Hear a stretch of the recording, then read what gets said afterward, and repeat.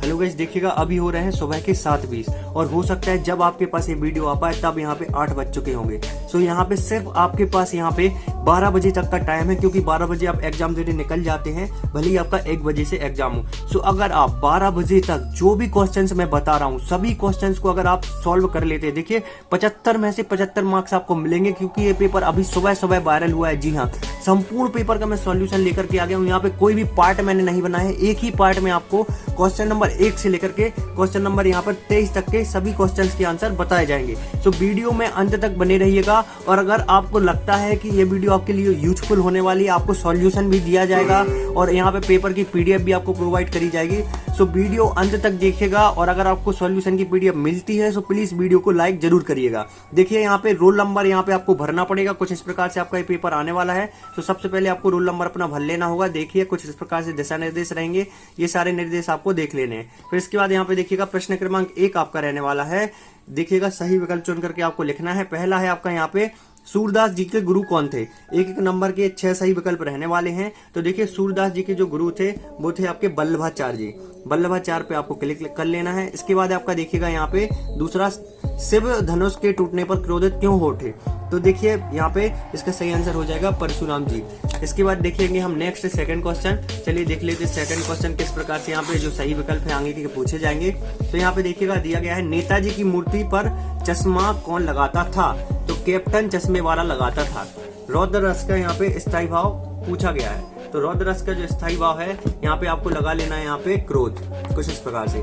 छंद के प्रमुख तत्व माने गए हैं। तो छंद के प्रमुख तत्व 4 माने गए हैं। एक से अधिक अर्थ व्यक्त करने वाली शब्द को क्या कहते हैं। तो साफ साफ समझ में आ रहा है, एक से अधिक मतलब अनेकार्थी। तो यहाँ पे ऑप्शन का आपको लगा लेना है। इसके बाद यहाँ पे रिक्तस्थान की आपको करनी है पूर्ति।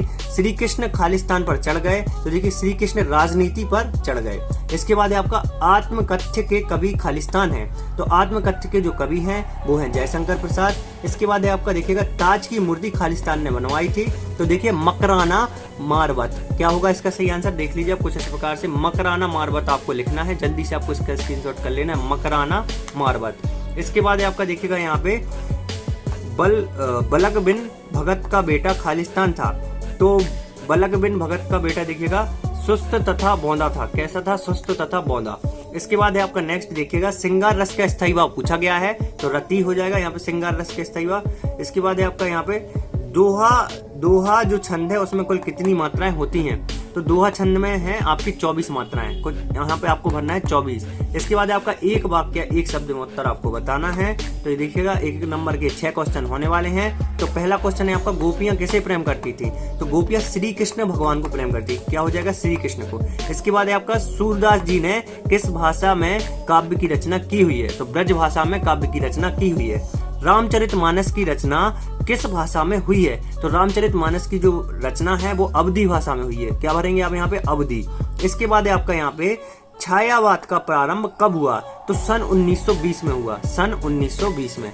इसके बाद देखेंगे हम आगे के क्वेश्चंस। देखिएगा, बाल गोविंद भगत किसके पद गाया करते थे, मतलब किसके बारे में वो बहुत ज्यादा वर्णन करते थे। तो इसका सही आंसर हो जाएगा कबीर के बारे में। बाल गोविंद भगत कबीर के बारे में वर्णन करते थे। वात्सल्य के अलावा यहाँ पे रसों की संख्या कितनी मानी गई है। तो देखिए 9 मानी गई है। यहाँ पे क्या भरना है आपको, 9 मानी गई है। इसके बाद हम देखेंगे आगे के क्वेश्चन। देखिएगा कुछ इस प्रकार से क्वेश्चंस आने वाले हैं आपके। यहाँ पे देखिए सही जोड़ियों का आपको करना है मिलान। तो सही जोड़ियां आप देख सकते हैं, तुलसीदास। तो तुलसीदास की आप यहाँ पे मिलान करेंगे। यहाँ पे देखिएगा, यहाँ पे आपको मिलान करना है कविता वाली। तो ये जो सही जोड़ियां हैं ये मैं आप पे छोड़ रहा हूँ, आपको कमेंट करके बताना, ये आपका होमवर्क है। इसको आप जल्दी से कमेंट करके बताइए किससे किसका मिलान करेंगे। और मैं देखना चाहता हूँ कितने स्टूडेंट एक्टिव हैं। तो यहाँ पे आप कमेंट में लिखेंगे पहले का दूसरे से, दूसरे का तीसरे से। इस प्रकार से मुझे पता चल जाएगा कि सही जोड़ों का इस प्रकार से मिलान करना है। इसके बाद हम देखने वाले हैं यहाँ पे सत्य सत्य। तो सत्य सत्य की हमें पहचान करनी है। देखिएगा दिया गया है, श्री कृष्ण ने गोपियों के पास उद्धव को भेजा था। तो ये एकदम सत्य हो जाएगा, भेजा था। इसके बाद है आपका, सरसागर के कवि सूरदास हैं। तो देखिए इन्होंने सूरसागर, सूरसारावली ये सारी रचनाएं लिखी हैं, लेकिन सरसागर नहीं लिखी है। तो ये असत्य हो जाएगा। भगत अपनी खेती की पैदावार पहले कबीर मठ लेकर आते थे। तो देखिए भगत जो हैं वो अपनी खेती की पैदावार के लिए पहले कबीर मठ को लेकर आते थे, तो ये सत्य हो जाएगा एकदम। इसके बाद है वीर रस के स्थायी भाव, यहाँ पे क्रोध होता है, तो देखिएगा वीर रस के स्थायी भाव यहाँ पे क्रोध नहीं होता, असत्य हो जाएगा। इसके बाद है आपका यहाँ पे नेताजी का चश्मा स्वयं प्रकाश की रचना है, तो ये सत्य हो जाएगा। यथाशक्ति अवयवी भाव का समास का उदाहरण है, तो ये भी आपका सत्य हो जाएगा। इसके बाद प्रश्न क्रमांक 6 का उत्तर हम देखने वाले हैं। सो गाइस यहाँ पे प्रश्न क्रमांक 6 में दिया गया है, उद्धव द्वारा किए गए योग के संदेश ने गोपियों की यहाँ पे बरांगिन में घी का काम कैसे किया। मतलब गोपियों ने उद्धव द्वारा किए गए संदेश को जो उन्होंने घी डालने का काम कैसे किया। इसके बाद है आपका अवधी भाषा आज किन किन क्षेत्रों में बोली जाती है। सो ये 2 अंक के क्वेश्चन आने वाले, देख लीजिए प्रश्न क्रमांक 6वां। तो चलिए 6वें का हम उत्तर यहाँ पे देख लेते हैं, किस प्रकार से आपको प्रश्न क्रमांक 6वें का उत्तर लिखना है। देख लीजिए कुछ इस प्रकार से 6वें का हम यहाँ पे अथवा देखने वाले हैं। पूर्वी हिंदी की अवधी भाषा जिन जिन क्षेत्रों में बोली जाती है वे उन्नाव, लखनऊ, रायबरेली, फतेहपुर, लखीमपुरी खीरी, यहाँ पे सीतापुर, यहाँ पे सारी जगह दी गई हैं और मिर्जापुर आदि हैं। तो इस प्रकार से पूछा गया था कि अवधी की भाषा किन किन क्षेत्रों में बोली जाती है। इसके बाद नेक्स्ट है आपका देखिएगा प्रश्न क्रमांक 7, गोपियों द्वारा यहाँ पे उद्धव को भगवान कहने में क्या व्यंग्य निहित था। तो ये 2 अंक का क्वेश्चन है, देख लीजिए कुछ इस प्रकार से। इसके बाद है आपका अथवा यहाँ पे देखिएगा, कभी आत्मकथा लिखने से क्यों बचना चाहते हैं। तो हम करेंगे क्वेश्चन नंबर 7वां गोपियों वाला। देखिएगा गोपियों द्वारा उद्धव को भगवान कहने में क्या व्यंग्य निहित था। तो उद्धव श्री कृष्ण के पास आए हुए थे और वो उनसे प्रेम नहीं कर सके, इस कारण गोपियों ने भाग्यहीन लगते हैं, गोपियां उन्हें भाग्यहीन लगती हैं। यही व्यंग्य भगवान कहने में व्यक्त है। विपरीत लक्षण से भगवान का अर्थ भाग्यहीन है। कुछ इस प्रकार से आपको प्रश्न क्रमांक यहाँ पे 7वें का उत्तर कर लेना है। तो इसके बाद देखेंगे हम प्रश्न क्रमांक 8वां। देखिएगा कुछ इस प्रकार से प्रश्न क्रमांक 8वां दिया गया है। यहाँ पे देखिएगा पूछा गया है 8वें में, भगत की पुत्र वधु उन्हें अकेले क्यों नहीं छोड़ना चाहती थी। 2 अंक का क्वेश्चन रहेगा। सो यहाँ पे हम देखने वाले प्रश्न क्रमांक 8वें का यहाँ पे अथवा देखेंगे। सेनानी न होते हुए भी चश्मे वाले को लोग कैप्टन क्यों कहते थे। तो देखेंगे हम यहाँ पे सेनानी न होते हुए 8वें का अथवा देखेंगे। यहाँ पे देश प्रेम के भाव से भरे कैप्टन चश्मे वाले के मन में देश पर बलिदान होने वाले के प्रति सम्मान भाव, सुभाष चंद्र बोस के प्रति उनमें श्रद्धा है, इसलिए उनकी प्रतिमा पर चश्मा लगता है। उसके देश में देश के प्रति फौजियों जैसा भाव है, इसलिए उन्हें लोग कैप्टन कहते हैं। इस प्रकार से आपको ये लिख लेना है। नेक्स्ट आपका देखिएगा कहानी एवं उपन्यास में 2 अंतर लिखने थे, 2 अंक का क्वेश्चन है। इसके अलावा अथवा में दिया गया है आपका यहाँ पे भक्ति काल की कोई 2 विशेषताएं बतानी थी। तो देखिए भक्ति काल की प्रमुख विशेषताओं को सगुण भक्ति और निर्गुण भक्ति के आधार पर 2 प्रकार से विभाजित कर सकते हैं। सो ये आपको लिखना है। इसके बाद है नेक्स्ट आपका यहाँ पे छंद किसे कहते हैं, इसके यहाँ पे आपको कितने प्रकार होते हैं ये बताना है। और इसके बाद आपका जो 10वां दिया गया है इसमें इसका अथवा है आपका दोहा छंद के लक्षण उदाहरण सहित आपको बताने हैं। तो देखिए ये इन क्वेश्चंस में थोड़ा सा स्टूडेंट्स को परेशानी होती है छंद वाले, तो छंद वाला क्वेश्चन हम देख लेते हैं। छंद जिस रचना में अक्षरों एवं मात्राओं की संख्या निश्चित हो तथा यति, गति एवं तुक आदि का ख्याल रखा जाए उसे छंद कहते हैं। छंद 2 प्रकार के होते हैं, मात्रिक और बाणिक। तो जो कुछ मैं बोल रहा हूँ उसको दोहराते जाइए जिससे कि आपको पेपर में भी याद बना रहेगा। फिर इसके बाद आपका यहाँ पे देखिएगा महाकाव्य और खंड काव्य में 2 अंतर आपको लिखने हैं और काव्य की आपको परिभाषा लिखनी है और उसके भेद बताने हैं। तो प्रश्न क्रमांक 10 का यहाँ पे उत्तर देखने वाले हैं। देखिएगा कुछ इस प्रकार से यहाँ पे प्रश्न क्रमांक 11 में दिया गया है। तो प्रश्न क्रमांक 11 का उत्तर हम देखने वाले महाकाव्य एवं खंड काव्य में अंतर। देखिए महाकाव्य में जीवन का समग्र चित्रण होता है, खंड काव्य में जीवन का एक पक्ष का उद्घाटन होता है। महाकाव्य विस्तृत होता है, खंड काव्य संक्षिप्त होता है। महाकाव्य में प्रकृति का विशद रूप से चित्रण किया जाता है जबकि खंड काव्य में प्रकृति का संक्षिप्त रूप से चित्रण किया जाता है। महाकाव्य में पात्रों की संख्या अधिक होती है, खंड काव्य में पात्र कम व सीमित होते हैं। तो कुछ इस प्रकार से आपको ये लिखना है महाकाव्य एवं खंड काव्य में अंतर। अथवा था आपको काव्य की परिभाषा लिखिए एवं उसके भेद लिखिए। वीर रस की परिभाषा लिखते हुए हमें 12वां में एक उदाहरण देना है और अथवा में श्रृंगार रस के कितने भेद होते हैं। तो चलिए 12वां का उत्तर देख लेते हैं हम। कुछ इस प्रकार से आपको करना है। वीर रस की परिभाषा कुछ इस प्रकार से आप लिखेंगे। परिभाषा है किसी विपरीत दशा को स्वयं के अनुकूल बनाने के निमित्त हृदय में उत्पन्न उत्साह को ही वीर रस कहा जाता है या उत्साह की दशा में वीर रस में होता है इसका स्थायीभाव देख लीजिए, और यहाँ पे ये उदाहरण दिए गए हैं, दोनों उदाहरण आपको लिखने हैं।